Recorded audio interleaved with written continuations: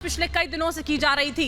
ये बड़ी खबर इस वक्त की हम आपको बता रहे हैं। गोसावी जो है वो अब शिकंजे में आ गया है। पुणे पुलिस की ओर से उसे हिरासत में लिया गया है और ये कहा गया है कि ये जो हिरासत में किरण गोसावी को लिया गया है, दरअसल वो 2018 का एक धोखाधड़ी का पूरा मामला है जिसमें यह कार्रवाई की गई है।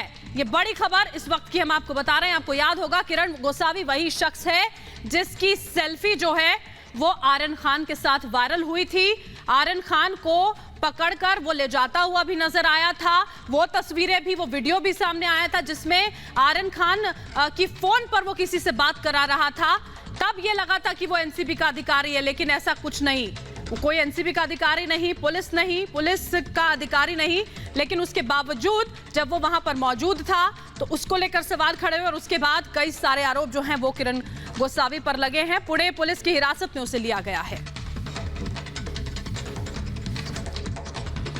नमस्कार, जय हिंद. मी किरण गोसावी प्रभाकर साहिल विषयी काही बोलू इच्छितो. जो आजचा त्याने व्हिडिओ टाकलेला आहे किंवा जे कोणी RPIचे अध्यक्ष किंवा कोणीतरी त्या बाजूला बसलेले आहेत त्याबद्दल मला काही घेणं देणं नाही आहे.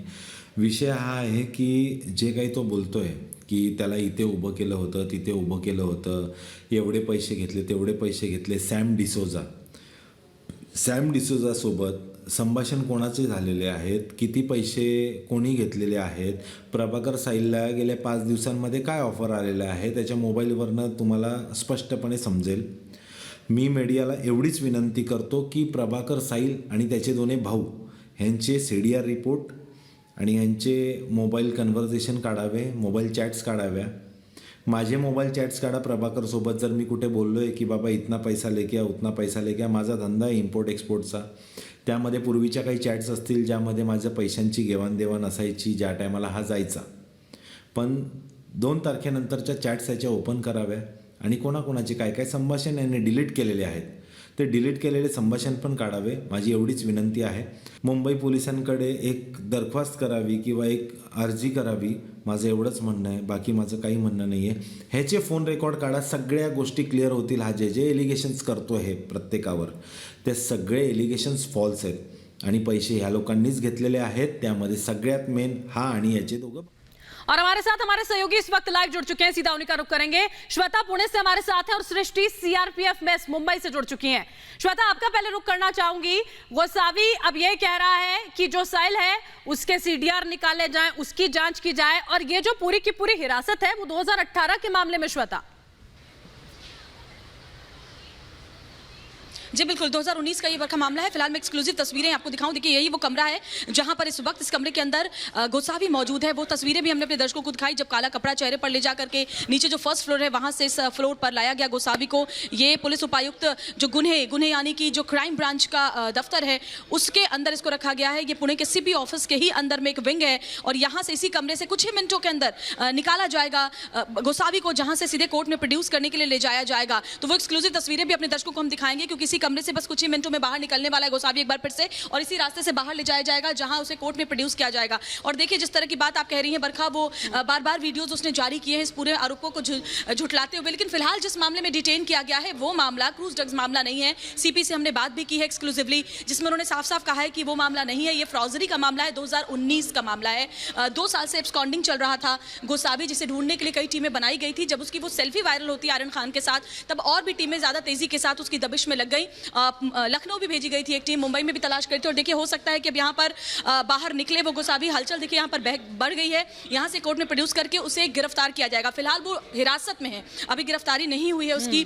कोर्ट में प्रोड्यूस करने के बाद गिरफ्तारी की जाएगी जहाँ पर पुणे पुलिस मांग करेगी कि उसे कस्टडी में दिया जाए ताकि पूछताछ को और आगे बढ़ाया जाए. लेकिन ये पूरा का पूरा मामला फ्रॉजरी का है. हालांकि पुलिस ने यह भी कहा है, पुलिस कमिश्नर ने, कि अगर NCB की तरफ से लिखित में इस तरह की कोई भी मांगी जाती है मदद जिसमें वो पूछताछ करना चाहते हैं गोसावी से तो वो उसमें मदद की जाएगी. लेकिन फिर से मैं विजय को कहूँगी, अपने अभिषेक को, कि आपको तस्वीरें दिखाएं कहाँ पर रखा गया है गोसावी को. ठीक उस कमरे के बाहर इस वक्त रिपब्लिक मीडिया नेटवर्क मौजूद है. इसी कमरे के अंदर ये जो कमरा है जिसके अंदर अभी मौजूद है गोसावी. चेहरे पर काला कपड़ा उसके पड़ा हुआ है, चेहरा पूरा ढका गया है उसका. उसके बाद अब यहाँ यहाँ से निकाला जाएगा और यहाँ से सीधे कोर्ट में ले जाया जाएगा, कोर्ट में प्रोड्यूस किया जाएगा गोसावी को। ये बड़ी खबर इस वक्त देखिए, आज सुबह डिटेन किया गया है बरखा, आज सुबह डिटेन किया गया है गोसावी को। उससे पहले ये भी खबर थी कि वो सरेंडर करेगा, लेकिन समझना यहाँ ये सरेंडर नहीं किया है और हिरासत में लिया गया है। देखिए श्वेता, आपके पास मैं वापस लौटूंगी। दरअसल यहाँ पर श्वेता नहीं, हमारे जो सहयोगी हैं, उन्होंने पुणे के पुलिस कमिश्नर अमिताभ गुप्ता से बातचीत की इस पूरे मामले पर। क्या कुछ कहा अमिताभ गुप्ता ने, सुनाते हैं आपको। हमारे साथ सीपी अमिताभ गुप्ता जी हैं। अमिताभ गुप्ता जी, गोसावी को डिटेन किया गया है, किस मामले में, क्या अभी तक हुआ है बताएं। देखिए, हमारे पास एक केस था 3 साल पुराना, उसमें वो चीटिंग का केस था, तो वो फरार आरोपी था। फिर ये जो केस सामने आया तो हम लोग को मालूम चला कि गोसावी यहाँ पर उसके चेहरा दिखा। फिर उसके बाद से हम लोग उसको सर्च कर रहे थे और कई टीमें थी, तो आज उसको डिटेन किया हुआ है और अरेस्ट की कार्रवाई चालू है। जी, क्या इसका कुछ कनेक्शन क्रूज ड्रग्स जो मामला है उससे भी है? नहीं, हमारा केस डिफरेंट है, क्रूज ड्रग मामला डिफरेंट है, उसके बारे में वो कमेंट करेंगे, हम अपने केस के बारे में। तो एनसीबी ने क्या कोई रिक्वेस्ट आपको लिखित दी है कि उनको अगर पूछताछ करनी हो इस मामले में? अभी तक कोई ऐसी रिक्वेस्ट? अभी तक कोई नहीं आई, आगे आएगी तो फिर हम देखेंगे। जी, इस तरह की भी खबरें आ रही थी कि आपकी टीम एक लखनऊ भी पहले गई थी इसको डिटेन करने के लिए, कई टीमें आपने बनाई थी इस मामले को लेकर के। हाँ, हमने कई टीमें बनाई थी, लेकिन मतलब मिला हमको अभी यहाँ से। जी, ये क्या मामला है, इसके बारे में भी जानते इसने एक आदमी को नौकरी लगाने का वादा किया था और उसको मलेशिया भेजा था और उसको चीटिंग की थी। जी, और क्या पैसे वैसे उससे लिए थे? पैसे लिए थे। जी, तो अभी आगे अब क्या प्रोसेस होगी? अभी हम अरेस्ट करेंगे, उसको कोर्ट में प्रोड्यूस करेंगे, उस केस को लॉजिकल कंक्लूजन पर ले जाएंगे। जी, तो क्या कोशिश रहेगी पुलिस की टीम की अब आगे, मतलब किस तरीके से उससे इस जांच कोर्ट को प्रोड्यूस करेंगे और उससे मतलब पीसी की मांग करेंगे। जी। और हमारे साथ हमारी सहयोगी श्वेता लगातार बनी हुई है। तो श्वेता, ये साफ कर दिया गया है पुलिस कमिश्नर की ओर से कि सिर्फ और सिर्फ ये वो धोखाधड़ी वाला मामला है, लेकिन श्वेता, एनसीबी की ओर से ये कहा गया था कि 2 दिन का वक्त दिया जाता है गोसावी को भी और साथ साथ में प्रभाकर साहिल को भी कि वो पूछताछ के लिए वहां पर पहुंचे। बिल्कुल, देखिए, पूछताछ के लिए पहुंचने की बात 2 दिन की कल ही दी गई थी बरखा, जैसे आप कह रही हैं, जानकारी दे रही हैं, लेकिन अब पहुंचने की बात यहाँ इसलिए नहीं है क्योंकि वो कस्टडी, वो ऑलरेडी डिटेन किया जा चुका है। तो अब एनसीबी को पुणे पुलिस को एक लिखित में वो देना होगा, एक देनी होगी एक मांग, एक डिमांड, जिसमें बोलना होगा। और मैं कोशिश करूंगी बात करने की। ऑफिसर जो है एनसीबी के क्राइम ब्रांच के ऑफिसर हमारे साथ मौजूद हैं। सर बताएं। जी, देखिए, ये बात करने की हम कोशिश कर रहे थे, लेकिन वो करने से इनकार कर रहे हैं फिलहाल वो। लेकिन यहाँ पर जिस तरह से पुलिस कमिश्नर से हमने बात की, उन्होंने साफ साफ कहा कि थोड़ी देर में ले जाया जाएगा, इसी कमरे से बाहर निकाला जाएगा और कोर्ट में प्रोड्यूस किया जाएगा।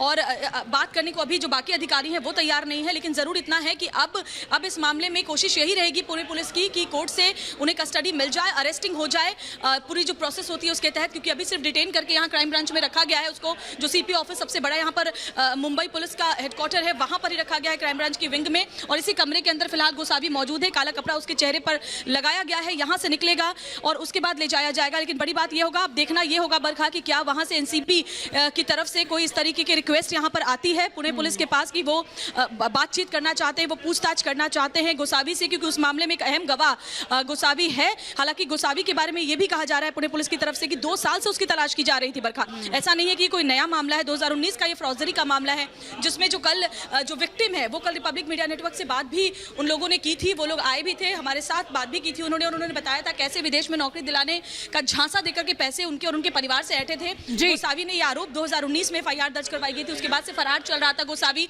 लेकिन अब जब उसकी सेल्फी वायरल हुई है उसके बाद बिल्कुल आरोप पुराने थे। देखिए श्वेता, उसके बाद ये सेल्फी वायरल हुई और उसके बाद पूरे इस मामले में गोसावी का नाम जो है वो निकलकर और ज्यादा सामने आ गया। बनी रहिएगा साथ। सृष्टि भी जुड़ी हुई है। सृष्टि, हम ये उम्मीद कर सकते हैं कि एनसीबी की ओर से ये मांग की जाएगी कि वो सुनवाई के लिए वहां पर पहुंचे, क्योंकि इससे एक पूरा नया मोड़ इस पूरे मामले में आएगा। सृष्टि,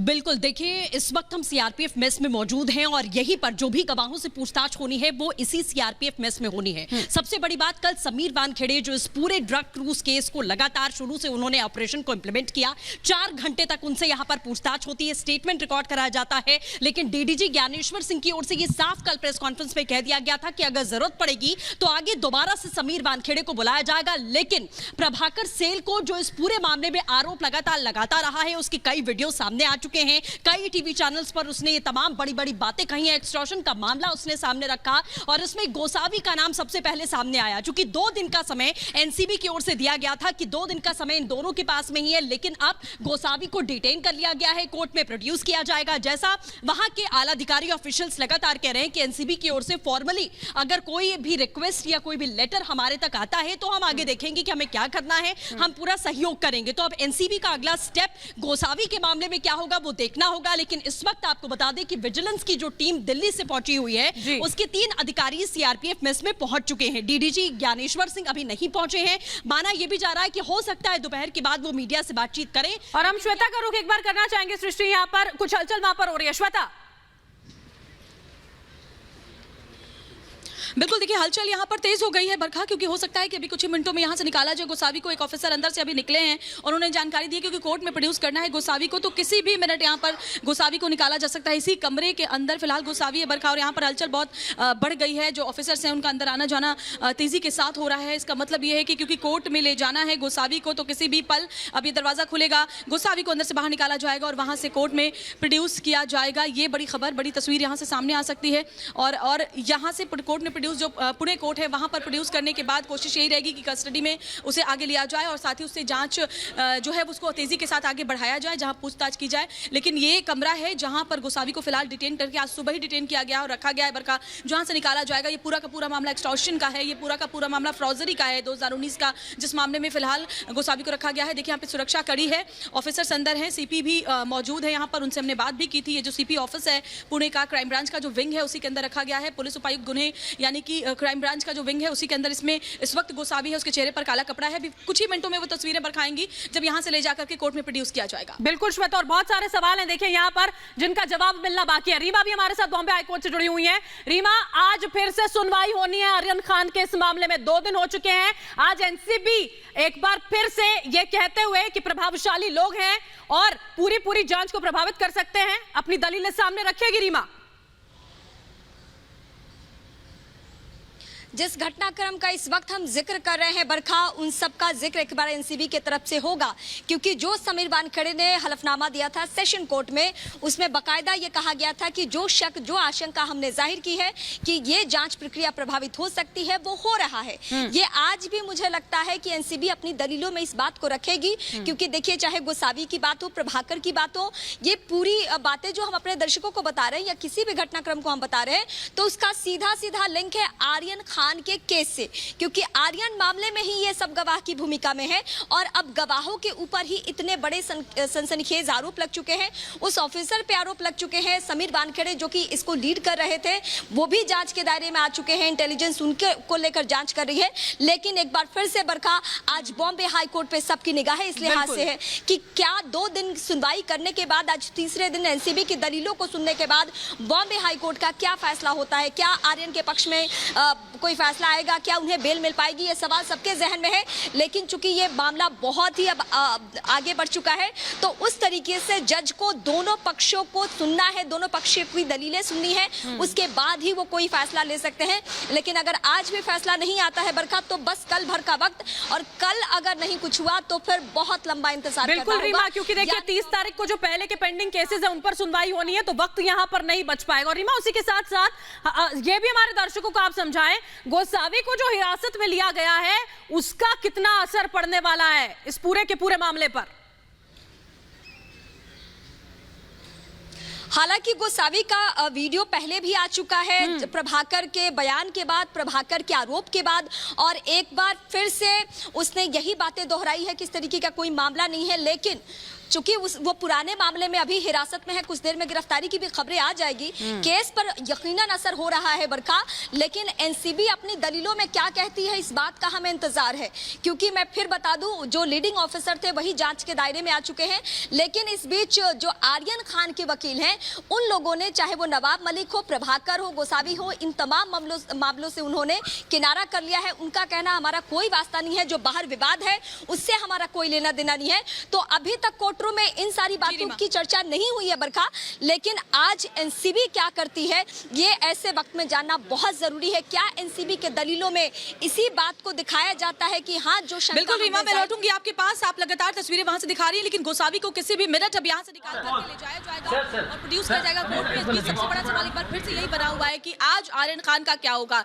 एक बड़ी तस्वीर फिर से सामने आने वाली है। आज फिर उम्मीद आर्यन खान के परिवार और वकीलों को है कि क्या